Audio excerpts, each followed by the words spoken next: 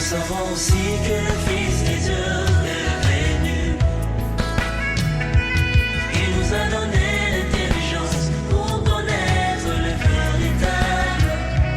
Et nous sommes dans le véritable, en son Fils Jésus-Christ. Jésus-Christ. Jésus. Les noms, les deux, c'est lui qui est le Dieu véritable et la vie éternelle.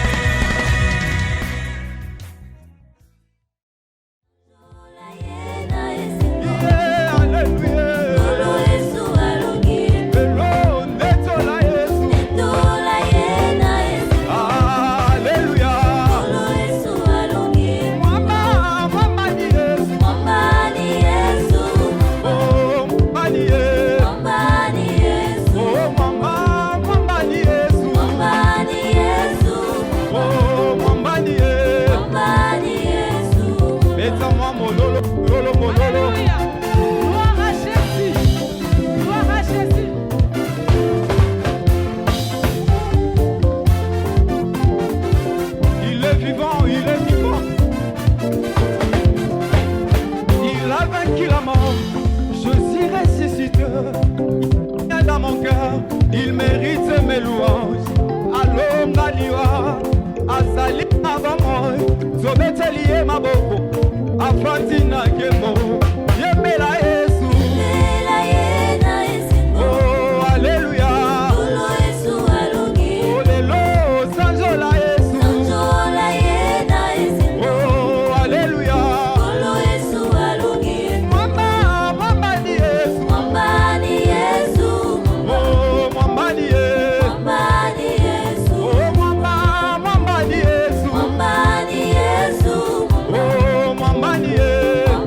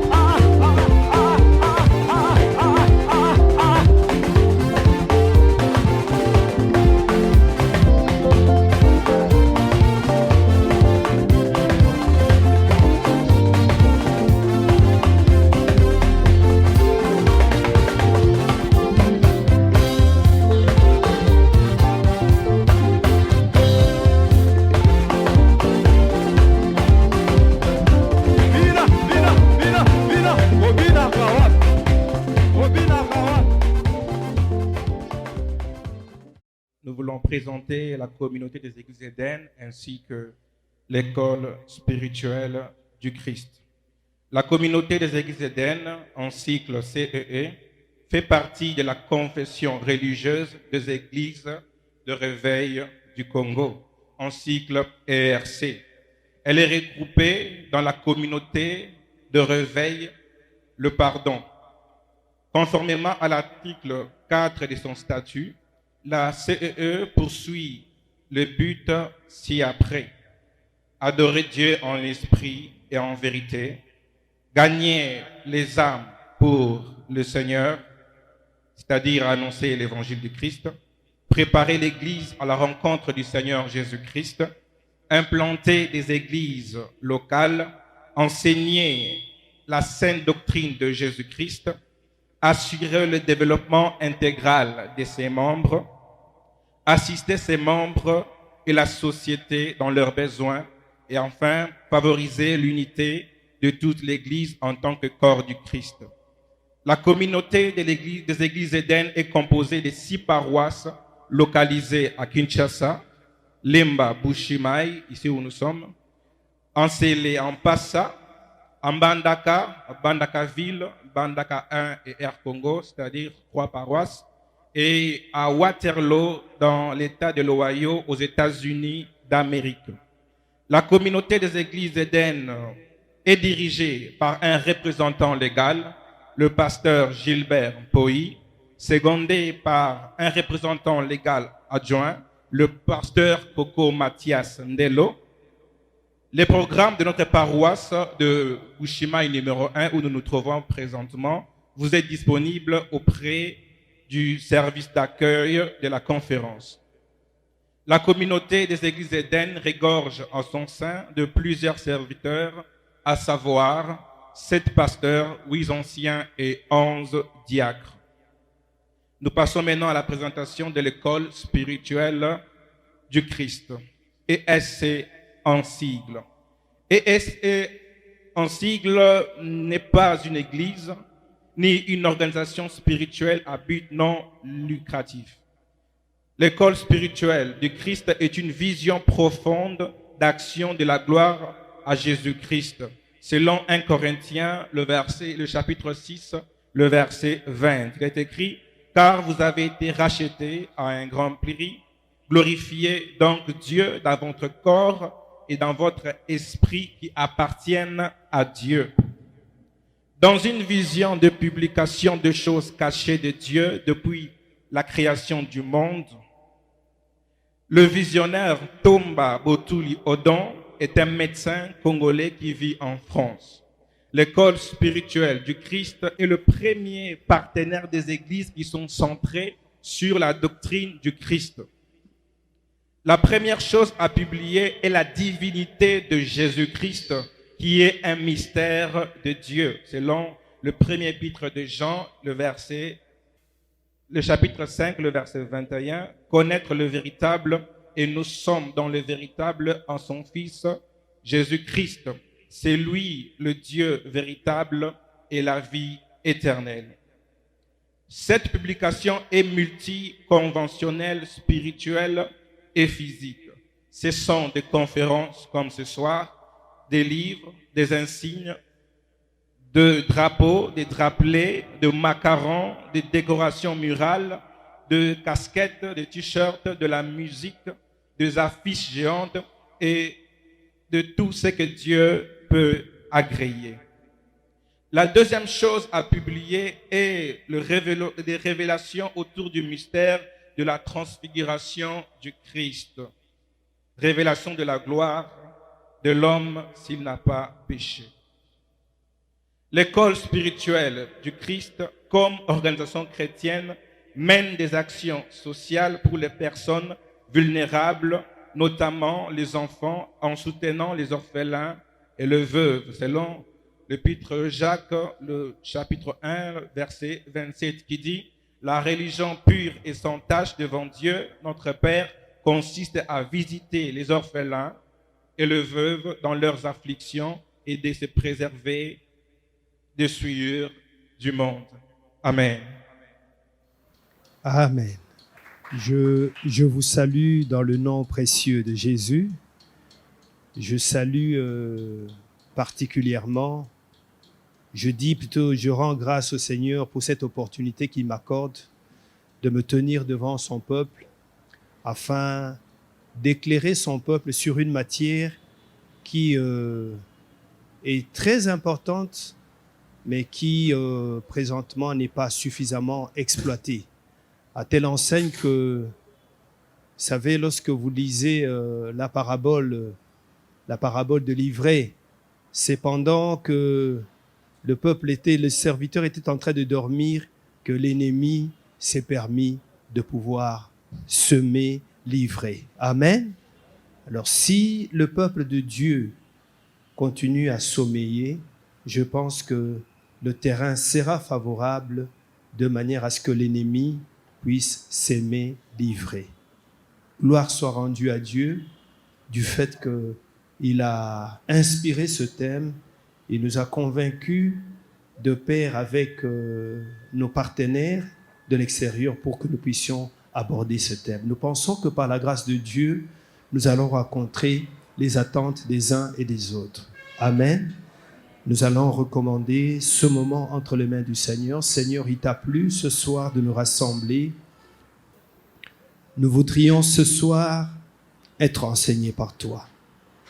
Laisse que ce thème relatif à ta divinité, que tu la prennes en charge, de manière à ce que, au sortir de ces assises, les insuffisances, l'ignorance qu'il y avait dans le chef de ton peuple soient réellement comblées et que nous sortions en ces lieux pleins de connaissances, de manière à ce que nous ne soyons pas un instrument vulnérable vis-à-vis des attaques de l'ennemi, dans le nom de Jésus.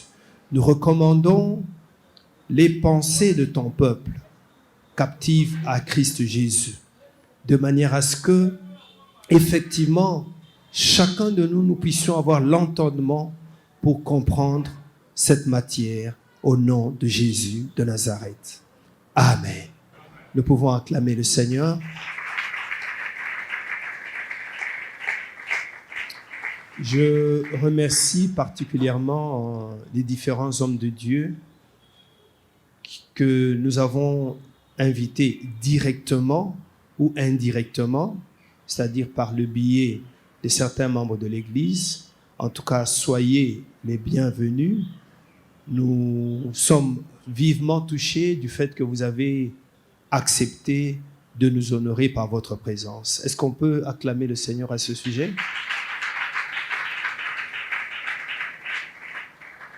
En dehors des hommes de Dieu, nous remercions également la présence de ceux-là qui ont été invités par les membres de l'Église. Nous remercions également la présence des membres de l'Église qui ont accepté de pouvoir être autour de cette table afin d'être éclairés par le Seigneur. Amen. OK, nous allons commencer. C'est une conférence. Vous allez souffrir que je puisse m'asseoir.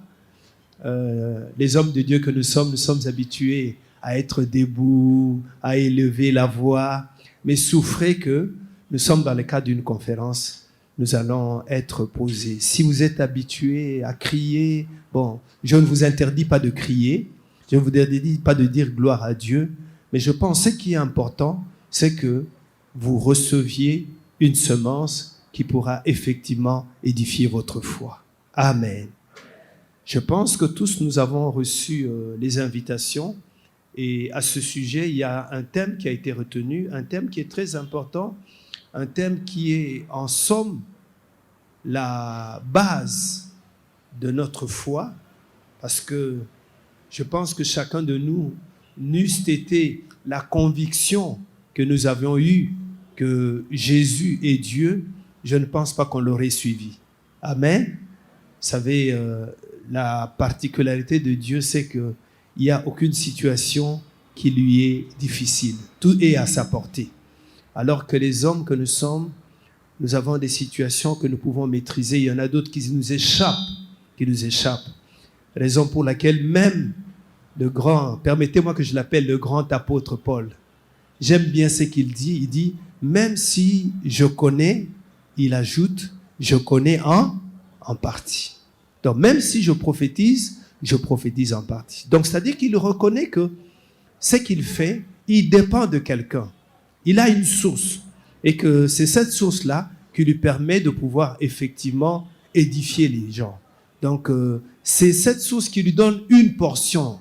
Cette source ne lui donne pas la totalité de la connaissance, ni la totalité de la prophétie. Amen. Alors nous avons dit que le thème, c'est la divinité de Christ. À l'époque de Jésus, vous vous rappellerez, vous pouvez retrouver cela dans Matthieu chapitre 16, verset 13. À un certain moment, le Seigneur posait la question à ses disciples. Il leur a posé la question, mais en fait, qu'est-ce que les gens disent de moi? Comment est-ce qu'ils me considèrent? C'est-à-dire, il était conscient que ce qu'il est, par rapport à ce que les gens avaient comme considération de lui, n'était pas similaire. Et lorsqu'il a posé cette question, les disciples ont répondu. Ils ont répondu que certains disent que tu es un prophète. D'autres disent que tu es Jean-Baptiste. Ainsi de suite. Mais vous conviendrez avec moi que toutes ces qualifications, toutes ces considérations ne représentaient pas la réalité de Jésus. Amen. Et Dieu merci, finalement, lorsqu'il pose la question à Pierre, Pierre dit, « Toi, tu es le Fils du Dieu vivant. » Alléluia. Et pour approuver que cette réponse, c'était la meilleure des réponses, il dit, sache une chose, Pierre, que ce que tu as dit là, ce n'est ni la chair, ni le sang qui t'en l'ont apporté. C'est-à-dire, ce n'est ni le raisonnement humain, ni la religion, ni les courants philosophiques qui t'ont donné cette réponse, mais cela est venu du Père. Alléluia. C'est pour dire que déjà nous pouvons annoncer que ici le Seigneur nous fait comprendre que pour le connaître, c'est lui qui doit se faire connaître à nous. Alléluia. L'existence de Dieu. Comment est-ce que nous pouvons le prouver? Est-ce qu'il y a moyen de prouver l'existence de Dieu? Matériellement, c'est difficile, n'est-ce pas? Mais il est possible, si nous avons une même base, de pouvoir prouver l'existence de Dieu. Nous allons parler de la connaissance de Dieu. Est-ce qu'il est possible à un homme de connaître Dieu? Il y a des gens, c'était hier, je suivais le musicien Koffi Olomide, il était interviewé par un journaliste. Il parlait, étant à l'aise, il disait, lui, il connaît Dieu. Il disait, lui, c'est Dieu qui lui donne cette capacité, ce qui l'inspire, les différents chants qu'il donne. Donc, il en parlait avec assurance, à telle enseigne qu'un chrétien qui serait faible dans la connaissance de la parole de Dieu risque de prêter foi à cela. Est-ce qu'il est possible de connaître Dieu? Ou bien, quelle est la voie qu'il faut suivre pour connaître Dieu? Nous allons parler en troisième position de la révélation divine. Et enfin, nous allons chuter en donnant plusieurs preuves bibliques de la divinité de Jésus. Nous nous engageons directement dans le premier point. Le premier point, c'est celui qui est relatif à l'existence de Dieu. Est-ce que l'existence de Dieu peut être prouvée logiquement? Les philosophes ont essayé de réfléchir sur cette matière, sur Dieu, et ils ont essayé par plusieurs approches pour cerner l'existence de Dieu. Et à ce sujet, ils ont utilisé plusieurs approches, notamment, ils ont cherché à connaître Dieu par sa nature. Or, pour connaître la nature de Dieu, il faudra que Dieu te fasse part de sa nature. Vous êtes d'accord avec moi? Pour que tu me connaisses, il est important soit de me fréquenter, n'est-ce pas? Soit de m'écouter, soit d'avoir un témoignage sur ma personne, n'est-ce pas? Ça te permet de savoir ce que je suis. Mais si tu ne parviens pas à me fréquenter, si tu ne parviens pas à appréhender mon raisonnement, il est difficile de cerner mon être. Amen. Alors, ils ont essayé de par la nature de l'être qu'est Dieu. Mais comme la démarche n'était pas bonne, ils n'ont pas pu aboutir à une bonne conclusion. D'autres, c'est ce qu'on appelle la preuve. Je ne voudrais pas aller dans des termes trop théologiques, parce que nous avons un public qui est composé des hommes de Dieu, qui est composé également des enfants de Dieu. Mais je dirais brièvement, il y en a de ceux-là qui ont voulu prouver l'existence de Dieu d'une manière ontologique. D'autres ont voulu prouver l'existence de Dieu d'une manière cosmologique, c'est-à-dire à partir des différents phénomènes qui se produisent sur la terre, on a voulu parler de l'existence de Dieu. D'autres, par contre, ils ont voulu recourir à une preuve théologique, c'est-à-dire à considérer que lorsqu'on voit l'harmonie, l'équilibre qu'il y a dans la terre, c'est qu'il doit y avoir un designer. Le designer, c'est celui qui a conçu, prenons par exemple une œuvre d'art, n'est-ce pas? Lorsque vous voyez une œuvre, vous pouvez l'admirer, mais derrière cette œuvre-là, vous réalisez qu'il y a une main qui a réellement constitué cette œuvre. Alors, ils ont voulu penser à cela, connaître Dieu au travers de ce qu'il fait. Amen. Mais, somme toute, malgré ces différentes démarches, on va constater qu'il y a des limites pour prouver l'existence de Dieu d'une manière rationnelle. Pourquoi il y a des limites? Parce qu'en réalité, Dieu est un. Mais ceux qui ont voulu prouver l'existence de Dieu au travers de ces différentes approches ont abouti à plusieurs dieux. Alléluia. Or, dans la Bible, lorsqu'on parle de Dieu, on parle d'un Dieu qui est monothéiste, c'est-à-dire un Dieu qui est unique. Amen.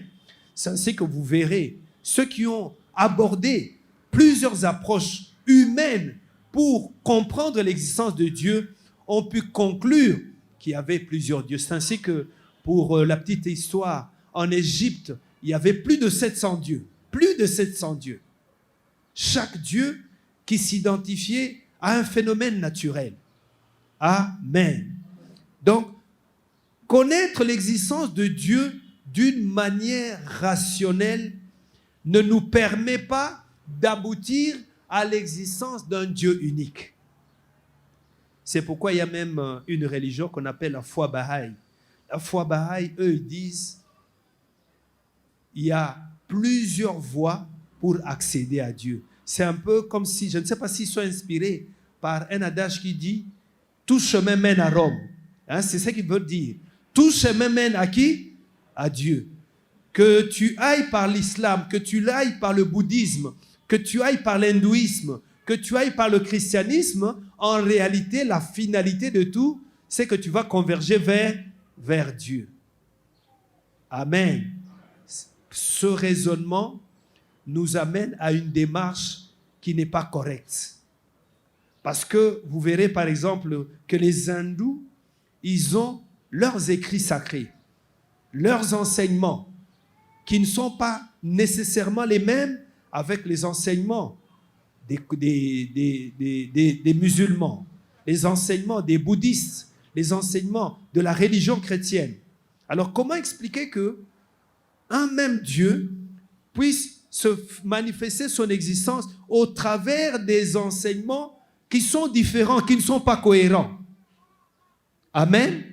Donc une telle démarche, c'est une démarche qui n'est pas correcte. Chercher à démontrer, à comprendre l'existence de Dieu par le raisonnement humain, par le raisonnement naturel, cela ne peut pas nous amener à aboutir à une bonne conclusion.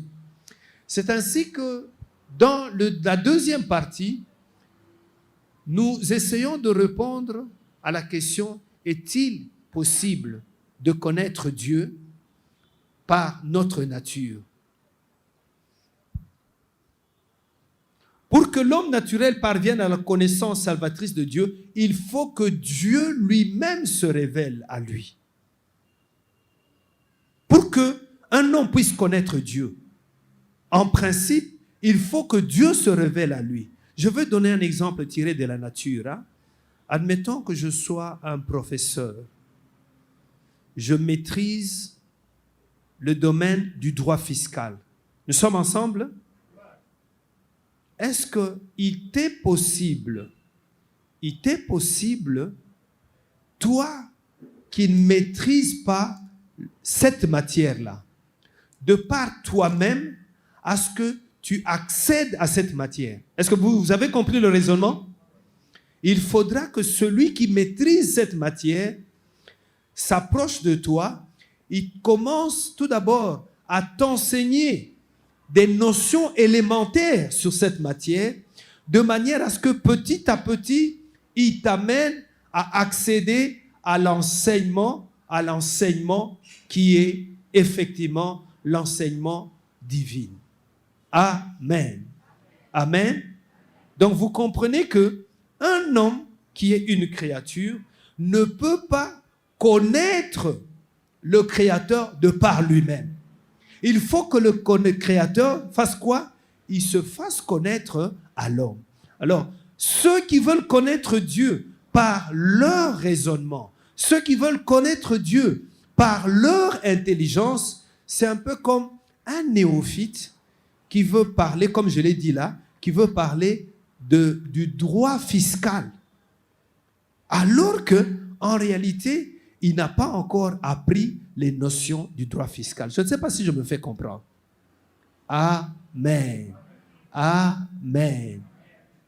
Connaître Dieu de par soi-même, cela n'est pas possible. Et c'est là qui fait la différence entre toutes les religions. Lorsque nous faisons une étude comparative entre les religions du monde, malgré leurs différences, elles ont un élément commun. Et cet élément commun est différent de ce qui est reconnu comme étant vérité par la foi chrétienne. L'élément commun pour toutes les religions, c'est que, c'est en somme, elles ont pour point de départ l'homme. C'est l'homme qui cherche à connaître qui? À connaître Dieu. Alors que dans le christianisme, ce n'est pas l'homme qui cherche à connaître le Créateur, mais dans le christianisme, il a son point de départ, non pas du bas, de l'homme vers Dieu, mais son point de départ, c'est de Dieu vers l'homme. C'est ça la différence. Alléluia. Dans le christianisme, c'est Dieu qui est venu pour se révéler à l'homme. Et cela paraît un acte mystérieux, et Dieu a accepté de descendre vers l'homme. Comment? En acceptant de s'incarner dans le Fils éternel de Dieu. En acceptant de donner sa vie pour les hommes. En acceptant de donner sa vie pour réellement le salut de l'humanité. Et non seulement cela, il est remonté au ciel et il nous a dit qu'un jour il revient. Amen. Est-ce que, Église, vous savez que Jésus-Christ revient bientôt? Est-ce que vous le savez? J'en profite pour rappeler à l'Église, il y a une parabole que le Seigneur nous avait donnée, des vierges sages et des vierges folles. Amen. Que Dieu nous fasse grâce, que nous ne soyons pas parmi les vierges folles, mais que nous soyons parmi les vierges sages, qui ont entretenu leur lampe avec de l'huile en permanence. Que Dieu fasse grâce, que l'huile ne manque pas sur toi. Alléluia. Que chaque jour tu veilles à ce que l'huile du Saint-Esprit puisse demeurer en toi, de manière à ce que s'accomplisse la parole de Dieu qui nous dit « Marchez selon l'Esprit et vous n'accomplirez pas les désirs de la chair. » Le seul moyen pour que nous puissions marcher selon l'Esprit, c'est-à-dire l'Esprit de Dieu, alléluia, nous devons nous laisser guider dans notre marche par quoi? Par l'Esprit de Dieu. Alléluia. Est-ce que nous sommes disposés à nous laisser diriger par l'Esprit de Dieu. Oh, que le Seigneur bénisse sa parole.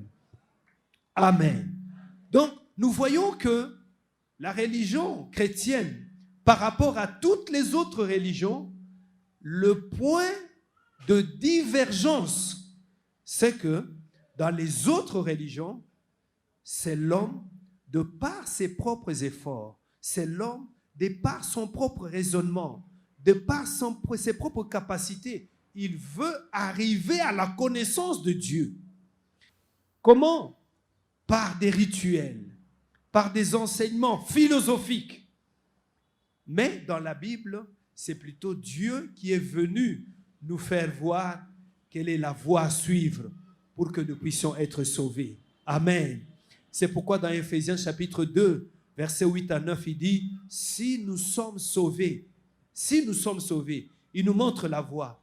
Ce n'est pas par les œuvres, afin que nous puissions nous en glorifier, mais c'est par le moyen de la foi. Amen.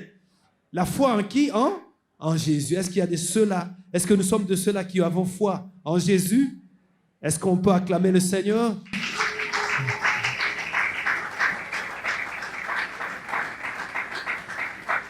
Ainsi, la religion chrétienne, elle est excellente. Celui qui s'attache à la foi chrétienne, c'est la foi par excellence. Pourquoi nous le disons? Parce que au lieu d'encourager les hommes à procéder à des sacrifices, vous savez, dans nos traditions, il y a des sacrifices qui se font, n'est-ce pas? Il y a de ceux-là qui, lorsqu'ils sentent que ça ne va pas, on doit sacrifier une poule. On doit faire tel sacrifice. Pour s'enrichir, certaines personnes sacrifient leur progéniture, sacrifient leur destinée. Alors, mais dans la religion chrétienne, au lieu que les hommes puissent s'adonner à des sacrifices sanglants et à se sacrifier pour se rendre agréable à Dieu, mais la religion chrétienne, elle annonce au contraire le message étonnant du Dieu qui se sacrifie pour l'homme. Alléluia. C'est Dieu qui se sacrifie. Il se dit, vous n'avez plus besoin de sacrifier les poules, vous n'avez plus besoin de sacrifier ceci, parce que moi, le Dieu parfait, je me suis sacrifié à votre place. Alléluia. Nous prenons un premier texte, Ésaïe chapitre 9, verset 6. C'est une des preuves. La Bible dit, car un enfant nous est né. Ésaïe 9, 6. Un fils nous est donné. Ça se passe 700 ans avant l'existence de Christ. Et la domination reposera sur lui. On l'appellera admirable, conseiller, Dieu puissant. Est-ce qu'on peut relire cela? On l'appellera comment? Dieu puissant. Et on ajoute encore Père éternel, Prince de la paix. Un enfant nous est né. C'est une prophétie dont les contemporains d'Ésaïe n'ont pas vécu l'accomplissement. Elle s'est accomplie 700 ans après. Ceci pour manifester la fidélité de Dieu vis-à-vis de sa parole. Alléluia. 700 ans se sont écoulés, mais Dieu était fidèle, il veillait à ce que cette prophétie s'accomplisse. Et elle s'est accomplie par la naissance de Jésus. Alléluia. Et ce fils, on l'a appelé prophétiquement, non seulement il est admirable, mais il est conseiller, mais il est aussi Dieu puissant. Père éternel. Alléluia. C'est-à-dire ici, on nous fait voir que on ne fait pas le distinguo entre le Fils et le Père. Le Fils et le Père sont, moi et le Père, nous sommes comment? Nous sommes un. Alléluia. Je pensais que quelqu'un allait acclamer le Seigneur. Donc, ce verset démontre la divinité de Jésus. Nous prenons, pour gérer le temps, nous prenons un deuxième verset. Michée, chapitre 5. Nous lirons du verset 2 au verset 3. Et toi, Bethléem, Ephrata, petite entre les milliers de Juda, de toi sortira pour moi, c'est-à-dire pour Dieu, celui qui dominera sur Israël et dont l'origine remonte aux temps anciens. Qui peut préciser, donner la date des temps anciens? Alléluia. L'origine de cette personne-là remonte à quoi? Aux temps anciens. Amen. Et le reste de ses frères reviendra auprès des enfants d'Israël. Ici, on parle de Bethléem. Bethléem, la ville où devait naître le Messie. Le Messie dont l'origine remonte au temps ancien. Le Messie, qui est Jésus-Christ, on dit que son origine remonte au temps ancien. Alléluia. C'est-à-dire qu'il n'a ni commencement ni fin. Son origine n'est pas régie par l'aspect temporel, parce que lui fait partie de l'éternité. Alléluia. Amen. Or, n'est éternel que Dieu. Alléluia. Ok. Troisième verset. Matthieu chapitre 1, verset 3. Voici la Vierge sera enceinte. Elle enfantera un fils. On parle de Marie. Et on lui donnera le nom d'Emmanuel. Ce qui signifie Dieu avec nous. Alléluia. Le fils qu'allait enfanter Marie, la Bible dit que son nom avait déjà été donné prophétiquement parlant depuis le temps ancien. Amen. Depuis les prophètes. Alors, ce nom-là, c'était lequel? C'est Emmanuel, qui veut tout simplement dire Dieu parmi nous. C'est-à-dire, Dieu a accepté de quitter son trône. Et d'ailleurs, lorsqu'on dit il quitte son trône, c'est une expression pour que les hommes nous comprenions. Est-ce que nous sommes ensemble? Parce que Dieu est omniscient. Ce n'est pas parce qu'il a quitté son trône que son trône est vide. Est-ce que nous comprenons? Il est omniprésent. Alléluia. Ce n'est pas parce qu'il a quitté son trône que son trône est vide. Ne comprenons pas Dieu avec l'entendement humain. Je suivais un débat entre les musulmans et les chrétiens, c'était à la télé. Alors, les musulmans, ils ont posé cette question-là au pasteur qui était là. Il me dit, au fait, est-ce que vous trouvez ça logique? Vous voyez, ils veulent comprendre Dieu avec la logique qu'ils ont étudiée à l'école. Mais pendant que votre Dieu-là était sur la terre, son trône était... Qui était sur son trône? Est-ce que vous comprenez? Alléluia. Le Dieu de la Bible, Jésus-Christ, il est omniprésent. Son origine court à partir des temps anciens. Il ne faut pas chercher à comprendre Jésus avec le raisonnement humain. Alléluia. Il faut le comprendre spirituellement. Est-ce qu'on peut acclamer le Seigneur? Il y a un verset aussi qui peut nous édifier à ce sujet. Jean, chapitre 1, verset 14, chapitre 1, verset 1, verset 14 et verset 18. La Bible dit clairement, au commencement était quoi? La parole. Et la parole était avec Dieu et la parole était Dieu. On identifie Dieu par la parole. Amen. Et au verset 14, la Bible dit, nous avons contemplé sa gloire. Ça c'est Jean qui dit, on a contemplé la gloire de la parole qui s'est faite chair. Alléluia.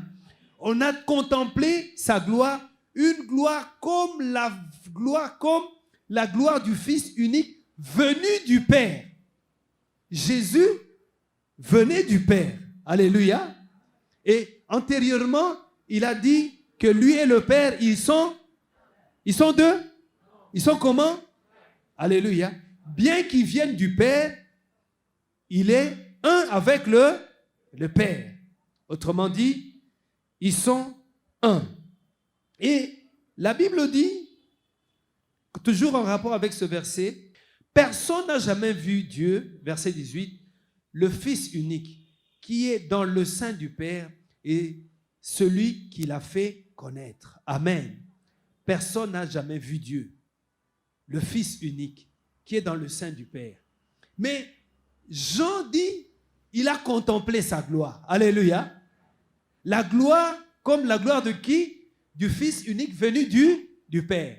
Donc, c'est-à-dire, Jean nous aide à comprendre que la parole dont on parlait là, ce n'est pas n'importe quelle parole, mais c'était en somme Dieu, alléluia, qui s'était fait chair. Dieu qui s'était incarné.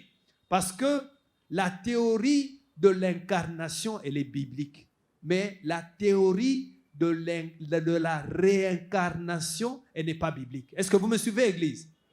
L'incarnation, c'est-à-dire Dieu qui se fait homme, il revêt la chair. C'est bibliquement établi dans la Bible. C'est pourquoi on dit la parole s'est faite. C'est ça l'incarnation. Mais le diable a voulu extrapoler en faisant allusion à quoi? À la réincarnation. La réincarnation n'est pas biblique, mais par contre l'incarnation elle est biblique. Et c'est Dieu qui s'est incarné en Jésus. Et on dit que Jésus-Christ, en lui, il y avait la gloire du Fils unique qui est venu du Père. Ce verset nous permet de comprendre également la divinité de Jésus. Nous prenons encore un autre verset, Jean chapitre 5, verset 17 à 18. Mais Jésus leur répondit, « Mon Père agit jusqu'à présent, moi aussi j'agis.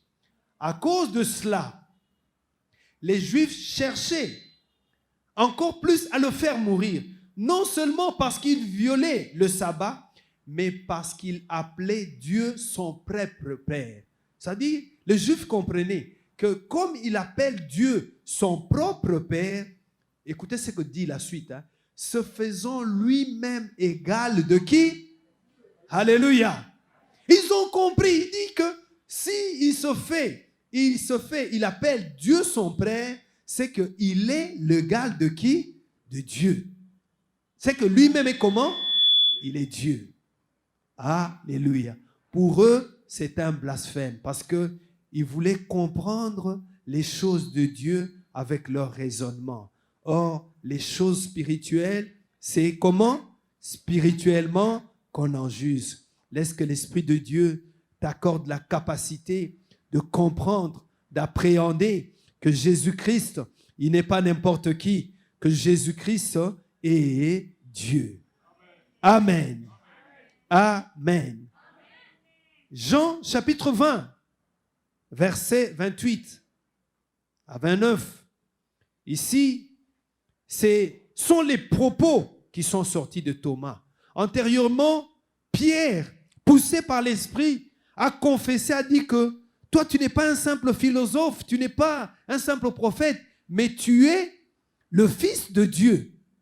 En réalité, c'est Dieu lui-même. Alléluia.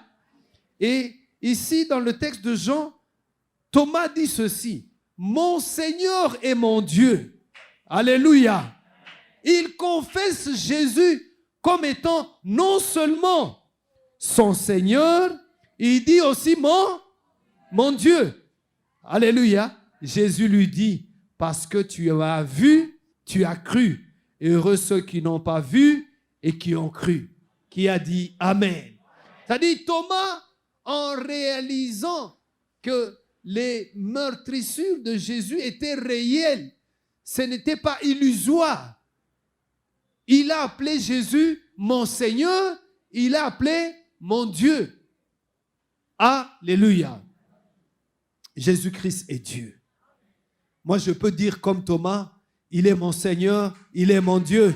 Je ne sais pas si tu peux le dire aussi, que Jésus-Christ est ton Seigneur, il est aussi ton Dieu. Alléluia. Un autre texte, pour que nous arrivions au terme de ce moment. Romains chapitre 9, verset 5. La Bible dit, et les promesses et les patriarches de ce qui est issu selon la chair, le Christ qui est au-dessus de toutes choses. On dit que le Christ est au-dessus de toutes choses. Lorsqu'on dit au-dessus de toutes choses, c'est une manière de dire il est le Tout-Puissant. Alléluia. Il est l'omnipotent. Il est au-dessus de toutes choses. Et écoutez ce que dit la suite. Dieu bénit éternellement. Alléluia. Ici, dans l'épître aux Romains, l'apôtre Paul dit clairement, sans embâche, il dit Dieu bénit éternellement et il dit Amen. Ça dit qu'il en soit ainsi. Alléluia. Ici, ce n'est pas qu'on est en train d'hésiter, qu'on est en train de tâtonner. Ce sont des gens qui ont été touchés par l'Esprit de Dieu. Paul a eu la grâce de rencontrer Jésus personnellement. Ce n'est pas un homme qui a prêché l'évangile à Paul. C'est le Seigneur lui-même qui l'a rencontré. Il lui dit, Saul, Saul, pourquoi me persécutes-tu? Il croyait servir Dieu en combattant le christianisme, en combattant les chrétiens. Alléluia. Il était convaincu par ses convictions religieuses liées au judaïsme que ceux qui suivaient Christ, ils étaient dans l'erreur. Alléluia. Et Dieu lui a accordé une grâce. Il est venu lui reprocher personnellement. Il dit, pourquoi me persécutes-tu? Donc, Jésus-Christ s'identifie aux chrétiens. Est-ce que nous sommes ensemble? Lorsque tu es persécuté, Jésus-Christ identifie cette persécution-là, non pas sur toi, mais elle est sur lui. Alléluia. Alléluia. Et nous savons que finalement, au terme de cet échange avec le Seigneur, Paul a compris qu'il était sur une mauvaise voie. Laisse que toi qui es venu ce soir, qui n'a pas encore compris que Christ est Dieu, tel que l'apôtre Paul, s'étant rendu compte qu'il était sur une mauvaise voie, il s'est rabaissé. Il a accepté de changer, de tourner dos à la voie qu'il défendait, c'est-à-dire combattre le christianisme. Il est devenu un adepte du christianisme qui a dit Amen. Est-ce qu'on peut acclamer le Seigneur?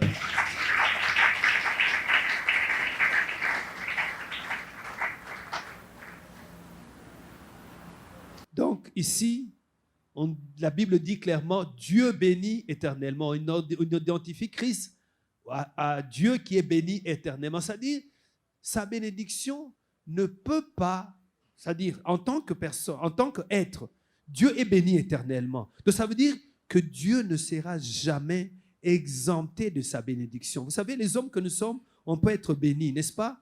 On peut être béni circonstanciellement, on peut être béni à un certain moment. À un certain moment, on n'a pas cette bénédiction matérielle, cette bénédiction financière. Dieu n'est pas comme ça. Dieu, il est béni comment? Éternellement. Est-ce qu'on peut acclamer le Seigneur?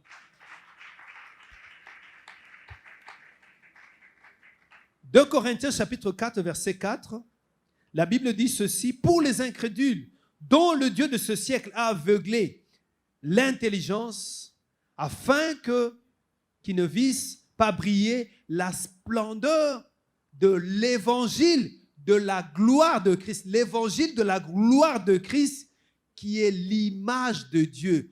Christ est l'image de qui? De Dieu. En tant qu'image de Dieu, il est lui-même Dieu. Alléluia. Et ici, c'est clair, l'évangile est en train de l'affirmer. L'église de la gloire du Christ qui est l'image de qui? De Dieu. Amen. Ok. Philippiens chapitre 2, versets 5 à 7. Je pense que c'est l'avant-dernier verset, il y en a beaucoup. Ayant en vous les sentiments qui étaient en Christ, lesquels existant en forme de Dieu. Christ existant en forme de qui? De Dieu. N'ayant point regardé comme une croix à arracher d'être égal à Dieu, mais s'est dépouillé lui-même en prenant une forme de serviteur, en devenant semblable aux hommes, ayant paru comme un simple homme. Amen. La Bible dit ici, Christ il existait en forme de Dieu, c'est-à-dire qu'il est Dieu, et qu'il n'a pas cherché à s'arracher le fait d'être Dieu, mais il s'est dépouillé lui-même. Il a pris la forme d'un serviteur en devenant semblable à qui? Aux hommes, ayant paru devant les Juifs comme un simple homme. Devant les Juifs, il était un simple homme, mais en réalité, il était Dieu. Ça, ce sont des mystères de Dieu. Alléluia. Ceci, tu ne peux pas le comprendre avec la rationalité. Tu ne peux pas le comprendre avec la logique qu'on t'a appris à l'école. Alléluia. Il n'y a que l'Esprit de Dieu qui peut t'amener à comprendre ces choses. Nous allons chuter par un dernier verset. Colossiens chapitre 2, verset 9. Car en lui, c'est-à-dire Christ, habite corporellement toute la plénitude de... Ici, on affirme que Christ était comment? 100% Dieu et 100% homme. Il était homme, mais en lui habitait la plénitude de la divinité. Le raisonnement humain, comment un homme, en un homme, peut habiter la plénitude de la divinité? Je te rappelle ce que le Seigneur avait dit. Ce qui est impossible aux hommes est possible à qui? Alléluia. Ce qui est impossible à toi, ce qui est difficile à toi, ce qui est incompréhensible à toi, Dieu peut le rendre facile, compréhensible, possible. Alléluia. Ne cherche pas à comprendre Dieu avec les religions. Ne cherche pas à comprendre Dieu avec ton raisonnement, mais laisse-toi conduire par l'Esprit de Dieu. Alléluia. Alléluia. Le Dieu de la Bible, il se cache. Mais ceux qui le cherchent, il se révèle à eux. Laisse que le Dieu de la Bible, Jésus-Christ de Nazareth, puisse se révéler en toi. Qu'il est effectivement, il est Dieu. Et en tant que Dieu, il a accepté de quitter son trône. Souffrez que je puisse utiliser cette expression humaine. Alléluia. Il a quitté son trône, il est venu sur terre. Mais pendant qu'il était sur terre, son trône n'était pas vide. Parce qu'il est omniscient. Alléluia. Il s'est retrouvé sur terre en Jésus, incarné, habité comment? La plénitude de quoi? De la divinité. Est-ce que je peux m'époumoner pour croire que Jésus-Christ est Dieu? Je peux le dire tout haut, que Jésus-Christ est Dieu. Je peux l'affirmer, Jésus-Christ est Dieu. Alléluia. Éloignons de nous les raisonnements cartésiens, le raisonnement logique. C'est une fausse piste. Alléluia. Dieu s'est caché. Il a caché ces choses aux rationnels, aux philosophes. Est-ce que vous me suivez, Église? Aux grands de ce monde.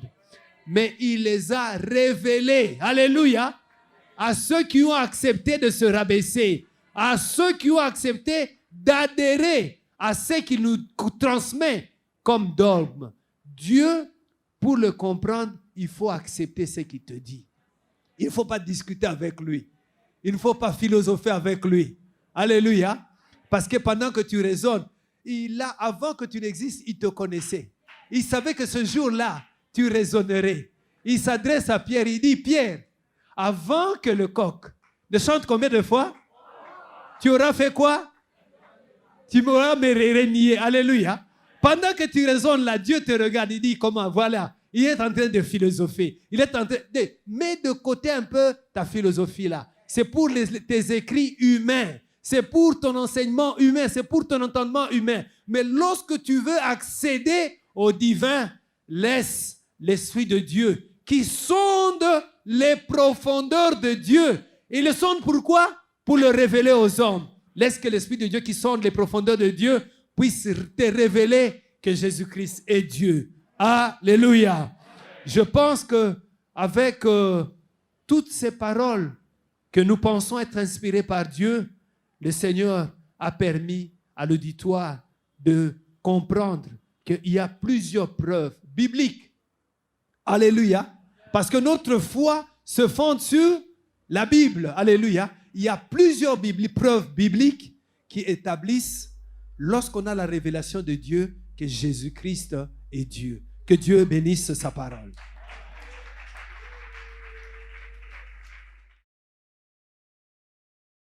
Il y a une question qui est posée par la sœur. C'est une sœur, Ina Kabongo. Elle pose cette question. Elle dit, Dieu se cache, mais il se révèle à ceux qui le cherchent. N'est-ce pas une contradiction? Ça, c'est la première question. Deuxième question, elle demande, est-ce qu'on peut être des autres courants religieux, à part le christianisme, et être créés en même temps par Dieu? Ça, c'est sa deuxième question. On va dire, on est d'autres courants religieux, à part le christianisme, est-ce qu'on peut aussi être créé par Dieu? Troisième question, elle demande, un athée peut-il bénéficier des attributs communicables de Dieu? Ok. Je peux répondre à la question. À la première, vous dites que Dieu se cache et il se révèle. Vous savez, la première des choses qu'il faudra comprendre dans les choses de Dieu, c'est que lorsque nous voulons comprendre les choses de Dieu telles que nous l'avons dit, avec le raisonnement humain, nous risquons d'aboutir à une mauvaise conclusion. Dieu se cache et il se révèle. Hein, n'est-ce pas?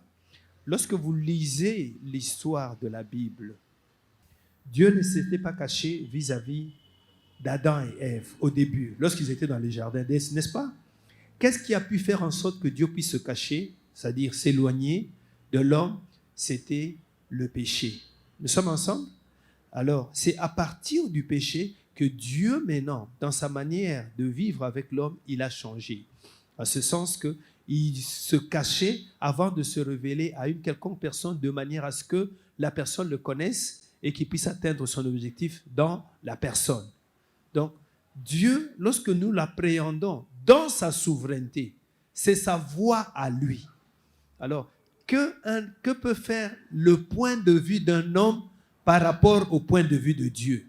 Est-ce que vous me suivez? La personne qui a posé la question, l'homme doit apprendre, si tu crois réellement en Dieu, tu dois apprendre à reconnaître sa souveraineté. Tel qu'il se cache et il se révèle à qui il veut, il le fait dans sa souveraineté. J'ai voulu dire tout simplement cela. Donc il faudra, pour ceux qui concernent cette matière, appréhender Dieu selon ce qui est sa logique à lui. Deuxième question, est-ce qu'un athée, c'était ça, hein?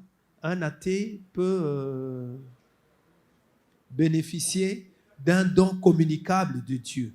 Mais les dons communicables de Dieu, il ne le communique pas nécessairement aux chrétiens uniquement. Est-ce que tu n'as jamais vu un païen qui est bon? La bonté, c'est un des attributs communicables de Dieu, n'est-ce pas? Est-ce que tu n'as jamais vu quelqu'un peut-être qui ne connaît pas Dieu mais qui est honnête? Ça existe, hein, n'est-ce pas? Ou bien quelqu'un qui ne connaît pas Dieu mais qui est miséricordieux. Ce sont des attributs communicables de Dieu. Les attributs communicables de Dieu, il les communique à toute personne, que ce soit un chrétien. C'est que Dieu donne exclusivement à Dieu, aux chrétiens. Et d'ailleurs, vous verrez que même les dons spirituels, il y en a de ces dons que vous allez retrouver dans le chef de certaines personnes qui ne connaissent pas Dieu. Mais au moins, je réponds à la question, les attributs communicables de Dieu, Dieu les communique, que ce soit aux païens, tout comme à ceux qui le connaissent, tout comme à ceux qui ne le connaissent pas. Je peux donner encore un exemple. Vous connaissez l'exemple de Corneille, n'est-ce pas? Corneille, il priait mais alors qu'il ne connaissait pas Dieu. Est-ce que nous sommes ensemble? Lisez bien ce texte-là. Il priait, il faisait beaucoup de mots. Ça dit, son attitude reflétait ce que la Bible dit, la véritable religion. Il s'occupait des pauvres. Il était soucieux, il était miséricordieux vis-à-vis des pauvres. Donc les attributs communicables de Dieu, il le donne non pas seulement aux chrétiens, mais il le donne à toute personne. Ok. La deuxième question, c'était laquelle? Vous pouvez me rappeler? Papa Franck, donnez-moi une feuille, s'il vous plaît. Non, je vais écrire ici. Si celui qui est dans les courants, dans d'autres courants religieux peut être agréé par Dieu. Ah, si quelqu'un est dans un autre courant et qui peut être agréé par Dieu. Si nous avons la même foi, c'est-à-dire la foi dans la parole de Dieu, contenue dans la Bible dit clairement que le salut ne se trouve en aucun autre nom. Si ce n'est que dans le nom de qui? Donc, si tu es dans un autre courant religieux, admettons que tu sois bouddhiste, tu sois hindouiste, pour être agréé par Dieu, et d'ailleurs la Bible dit clairement, tous les actes de justice que nous posons, sont comparables à des lambeaux au-devant de Dieu. La seule justice qui est agréée par Dieu, c'est celle qui nous est imputée par l'œuvre salvatrice de Christ sur la croix. Il est devenu injuste pour que moi et toi nous soyons comment? Ça nous a été imputé. C'est l'expression qu'utilise la Bible. Donc, lorsque tu suis une autre voie, une autre religion, qui n'a pas comme base la foi chrétienne, tu ne peux pas être agréé par Dieu. Nous l'avions dit au début, si tout chemin mène à Rome, mais toute religion ne mène pas à Dieu. Ok, je pense avoir répondu à la question. Merci pour la réponse, nom de Dieu. La deuxième personne demande ceci. Vous dites, le Fils n'est pas différent du Père, pendant qu'il est monté vers le Père et assis à sa droite. Donc cela ne montre-t-il pas une différence entre le Fils et le Père? Je réponds, j'ai l'impression que vous avez suivi superficiellement ce que nous avons dit. Si tu veux comprendre les choses de Dieu, ne nous amène pas dans les raisonnements humains. J'avais dit, ce langage de la Bible, c'est un langage qui nous permet de comprendre ce qui est accessible à notre entendement. Est-ce que vous vous souvenez, Église? Ce qui est accessible. C'est un peu comme nous étions des enfants pour faire les calculs, l'addition, la soustraction. À cette époque-là, qu'est-ce que le maître, parce que je pense que vous n'avez pas connu ça, à notre époque, il y avait des enfants qui prenaient des bouchons, et on faisait un trou à l'intérieur, on mettait un fil. Alors, si tu veux faire 5 plus 5 égale combien? Tu fais passer 5 bouchons. Voyez, cette gymnastique-là, ce moyen-là, c'est le moyen que l'enseignant utilise pour qu'il comprenne une opération qui est encore difficile à l'entendement de cet enfant-là. Est-ce que nous sommes ensemble? Alors, lorsque Dieu dit que le Fils, lorsque nous disons que le Fils est l'égal de Dieu, c'est ce que la Bible dit. Nous l'avons dit dans un verset. Alléluia. Alors, ne cherchez pas à le comprendre avec le raisonnement humain. Mettons de côté le raisonnement humain. Dans la foi chrétienne, ce que Dieu dit est oui et amen. Est-ce que vous comprenez, Église? C'est oui et amen. Alors, si tu te mets, c'est dangereux, c'est ça le danger. Lorsque tu es un chrétien trop philosophe, tu risques de philosopher et de t'embourber dans cette philosophie-là. Est-ce que nous sommes ensemble? Voilà, merci pour la question. Merci beaucoup. Troisième question. En rapport avec l'incarnation et la réincarnation, comment appelez-vous la réapparition d'une personne qui a vécu 50 ans avant notre ère? Pour plus de détails. Je pense que vous êtes en train de faire allusion à Samuel, n'est-ce pas? Qui est... Bon, je ne sais pas si c'est de cela que vous parlez, mais je voulais expliquer les deux doctrines. Dans la doctrine de la réincarnation, non plutôt de l'incarnation, selon la Bible, c'est Dieu qui est venu s'incarner dans l'enfant qui était dans le ventre de Marie. Nous sommes ensemble? Alors, pour comprendre cela, il faut tout d'abord te dire que rien n'est impossible à qui? À Dieu. Alors, si tu veux le comprendre avec le raisonnement humain, ça devient compliqué. J'étais dans un taxibus, nos amis de la religion des Noirs, l'un d'eux parlait avec arrogance. Il dit ceci: vraiment, les chrétiens m'étonnent. Vraiment, un Dieu qui va prendre la femme d'autrui. Et on dit cette personne-là, c'est Dieu. C'est-à-dire qu'ils se disent que Dieu avait pris la femme de Joseph, qui était Marie. Alors, et c'est ce Dieu-là impudique que les chrétiens sont en train d'adorer. Voyez un peu le raisonnement humain. Pourquoi? Parce qu'ils ont pensé que pour que Jésus soit incarné dans le ventre de Marie, il fallait qu'il y ait nécessairement un rapport sexuel. Le rapport sexuel, ça, ce sont des principes que Dieu a mis naturellement. Dieu peut... quel est le rapport sexuel qui a engendré Adam et Ève? Qui peut me donner le rapport sexuel qui a engendré Adam et Ève? Il a suffi d'une parole, n'est-ce pas? Pour que nous ayons Adam et Ève. Puisqu'il a fallu une parole pour qu'il y ait Adam et Ève, est-ce qu'il fallait un rapport sexuel pour qu'il y ait l'existence de Dieu dans le ventre de Marie? Donc l'incarnation, c'est cette doctrine qu'enseigne la Bible, où Dieu revêt la chair humaine. Amen. La réincarnation, ce sont des fausses doctrines liées à certaines sectes qui estiment que si tu veux accéder à une vie meilleure, alléluia, qu'est-ce qu'il faut? Si tu vois que ta vie n'est pas bonne, tu peux accepter de mourir, tu peux te réincarner, c'est-à-dire revenir sur cette terre, sous une autre forme, mais avec un autre niveau de dignité. Mais le danger de cette doctrine-là, c'est que ces gens qui enseignent cela, ils vous disent qu'ils sont passés par la réincarnation, mais nous qui sommes de la foi chrétienne, nous savons que ce sont des faussetés. Amen. Alors, on risque de te promettre d'accepter de mourir aujourd'hui pour que tu puisses vivre une vie meilleure, alors que ceux-là même qui t'enseignent n'ont pas vécu cela. Mais gloire soit rendue à Dieu pour nous autres chrétiens. Jésus-Christ nous a dit qu'il mourra et il fera quoi? Il ressuscitera. Et non seulement il ressuscitera, il montera, il sera à la droite de Père, et un jour il viendra pour nous prendre. L'avantage, c'est que Jésus, ce qu'il a dit, il a fait. Est-ce que nous sommes ensemble? Il est mort et il est ressuscité. Au moins avec Jésus, nous sommes sûrs que comme il est ressuscité, nous qui croyons en lui, nous serons aussi C'est une sécurité pour nous. Mais ceux qui enseignent la réincarnation, ils sont en train d'induire les gens en erreur.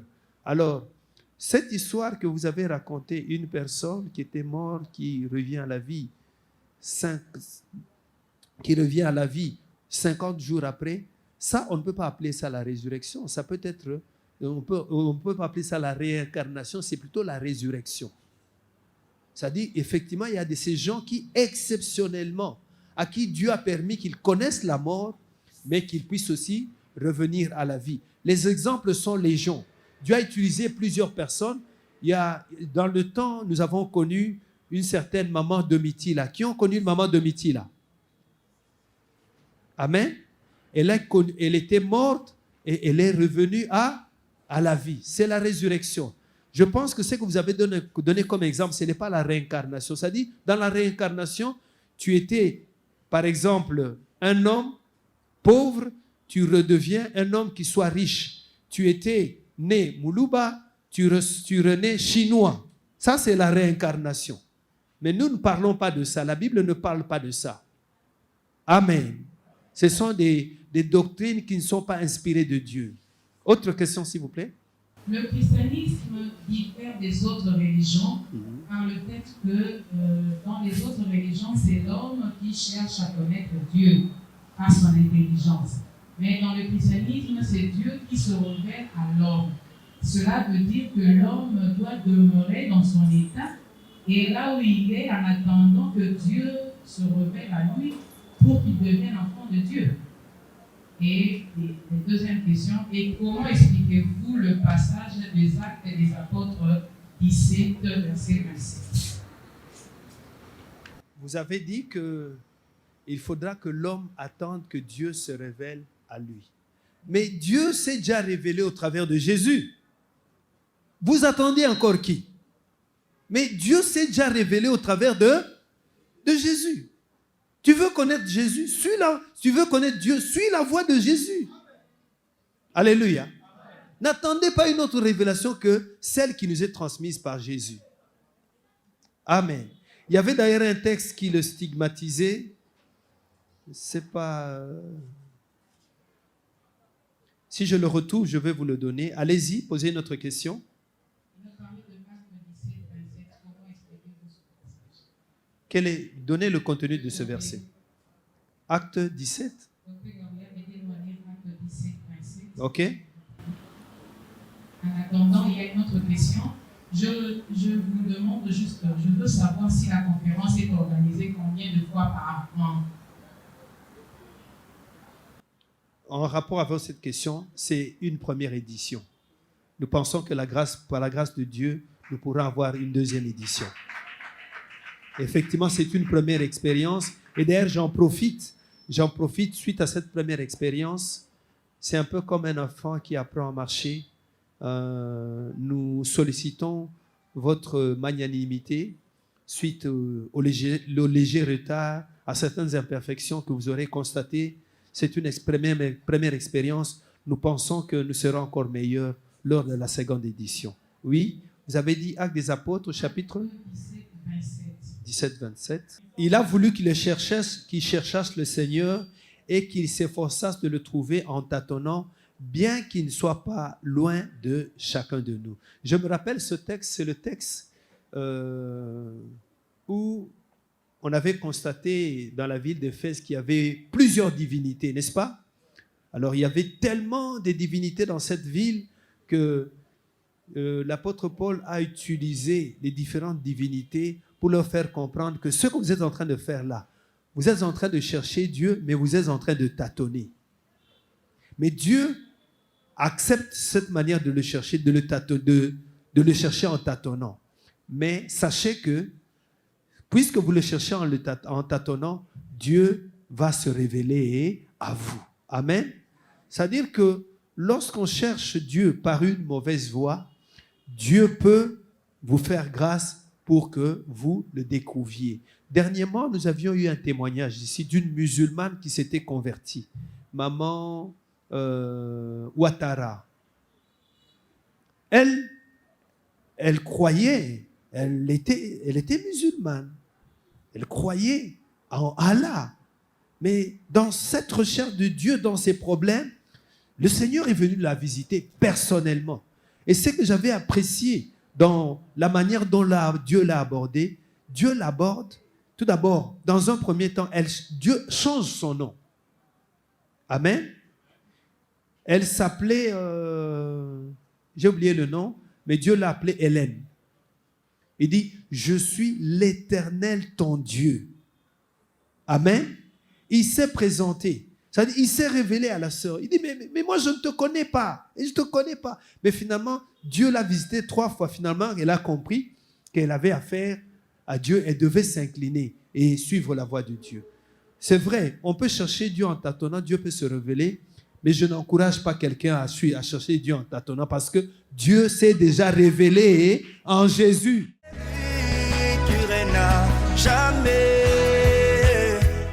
Je vous remercie infiniment pour vous être donné la peine de vous dépêcher pour venir ici.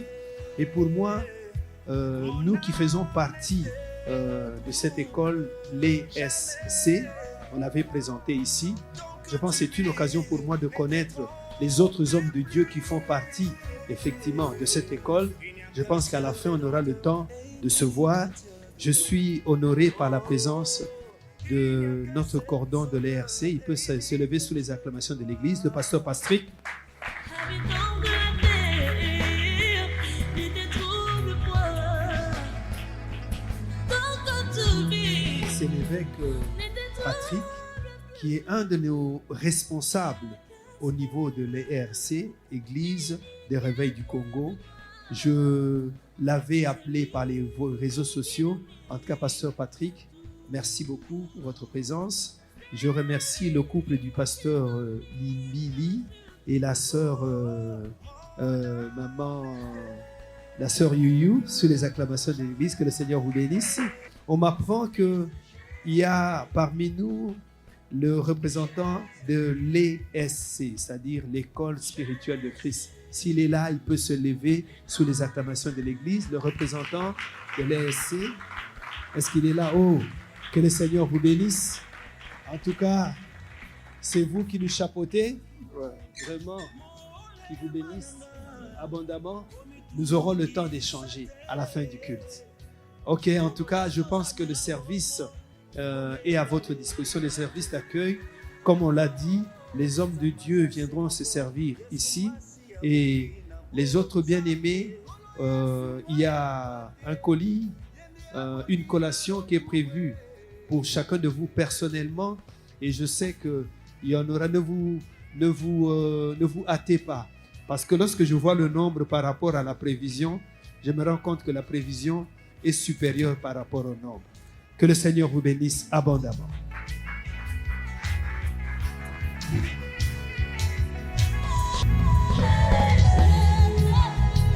Les noms de Dieu, Le Tout-Puissant, c'est Jésus. Oh, laisse-moi élever Jésus dans les cieux et sous la terre. Il règne pour toujours, Jésus. Acclamons le roi des rois, Jésus. Oh, il règne, il règne, il règne, il règne. Jésus.